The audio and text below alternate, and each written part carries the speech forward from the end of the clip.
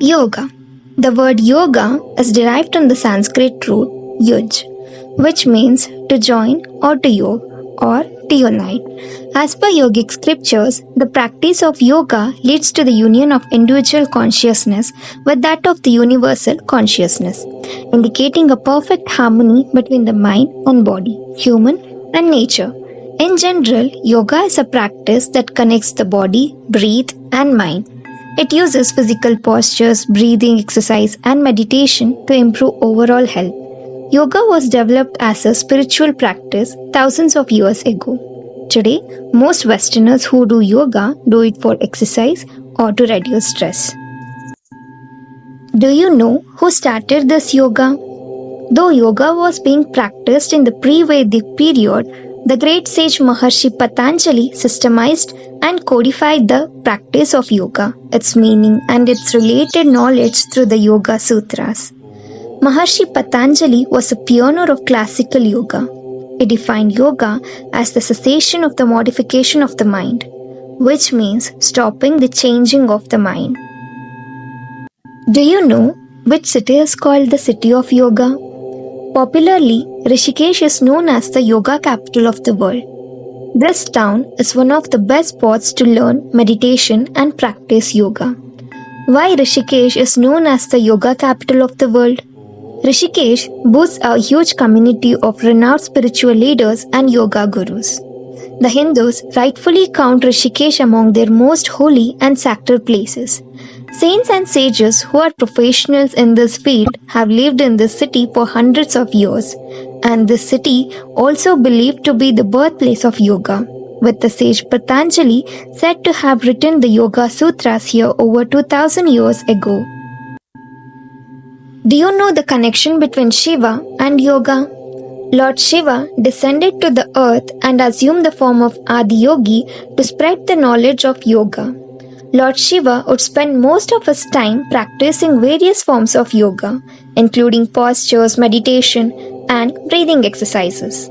In the yogic culture, Shiva is not known as a god, but as the first guru or the Adi Guru. Out of his realization, he became ecstatic and danced all over the mountains or sat absolutely still. He was constantly into bouts of stillness and bouts of dancing. Do you know the types of yoga?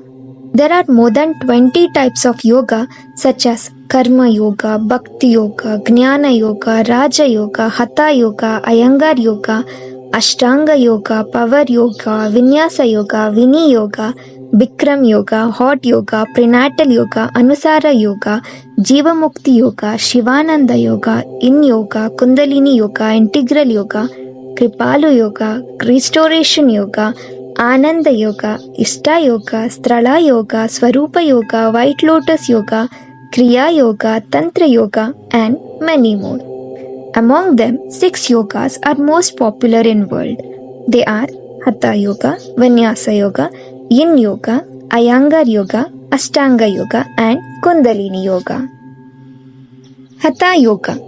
Hatha Yoga derives its meaning from the Sanskrit words for sun and moon, and it's designed to balance opposing forces. The balance in Hatha Yoga might come from the strength and flexibility, physical and mental energy, or breath and the body. It teaches different steps for inner body cleaning. Hatha Yoga includes the main poses like Tadasana, the palm tree pose, Vrikshasana, the tree pose, Uttanasana, standing forward bend, Setubandhasana, the bridge poses. Vinyasa Yoga. Vinyasa Yoga, also known as flow. It is an active style of yoga. It's a moving meditation that takes you through the loops of postures. Vinyasa Yoga features are quick flow from one poses to the next, repeated sequence of poses, breath-based movement, and brief hold of each pose. And Vinyasa Yoga helps in synchronizing breath with movement. It can help enhance body awareness, reduce stress, and improve focus and concentration. Yin Yoga. Yin Yoga is a slow-paced style of yoga with seated postures that are held for longer periods of time. It can also be a meditative yoga practice that helps you to find your inner peace. One of the fundamental principles of yin yoga is the concept of finding your edge. It means finding the appropriate depth or intensity in each pose that suits your body's unique range of motion and sensation. It is essential to listen to your body and avoid pushing beyond your limits, as this practice encourages a sense of self acceptance and non competitiveness. In yoga offers several benefits for both physical and energetic aspects of the body. It helps to increase flexibility, particularly in the hips, pelvis, and spine. Iyengar Yoga. Precision and alignment are the hallmark of Iyengar Yoga, which often incorporates props like blocks, straps to maintain proper alignment. It can help with developing patience and mindfulness and enhance mental clarity. Ashtanga Yoga. The word Ashtanga originated in Sanskrit, which means 8 limbs. Ashtanga Yoga believes that there are 8 types of yoga stages that can help people reach optimal mental, physical, and spiritual health. These yoga stages are Yama, Niyama, Asana, Pranayama, Pratyahara, Dharana, Dhyana, and Samadhi. These 8 limbs or stages of Ashtanga Yoga were defined by Patanjali. The most common poses on Ashtanga Yoga are Samastiti, standing still, Surya Namaskar, sun salutation, Parvatasana, mountain pose, Alasana, plow pose, Urdhva Dhanurasana, elevated bow pose, and Padmasana, lotus pose. Kundalini Yoga. Kundalini Yoga's purpose is to promote spiritual enlightenment. There are several science-backed benefits of Kundalini Yoga. According to research, it may help ease stress and anxiety, improve cognitive functioning, and boost self-perceptions and self-appreciation. In the yoga tradition, Kundalini Shakti is the most dormant energy that lies at the base of the spine, waiting to be awakened. When this energy is awakened, it starts to move up the spine, clearing the beliefs, pains, and knots of the past that were often stored in the body. The awakening of Kundalini is considered powerful due to its transformative potential, enabling us to realize and harness our full inner strength and wisdom. The 8 limbs of yoga or the 8 stages of yoga.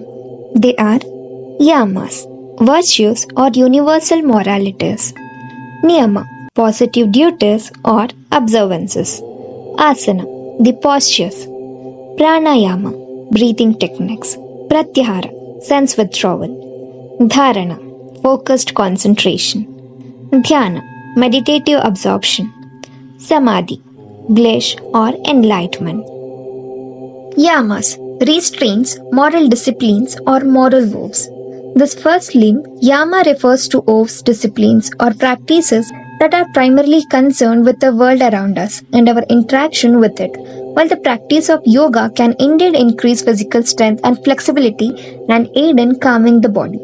So, what's the point if we are still rigid, weak, and stressed out in day-to-day life? When we have solution for that, that is yoga. There are 5 yamas. They are ahimsa, non-violence; satya, truthfulness; asteya, non-stealing; brahmacharya, right use of energy; and aparigraha, non-greed or non-hoarding. Yoga is a practice of transforming and benefiting every aspects of life.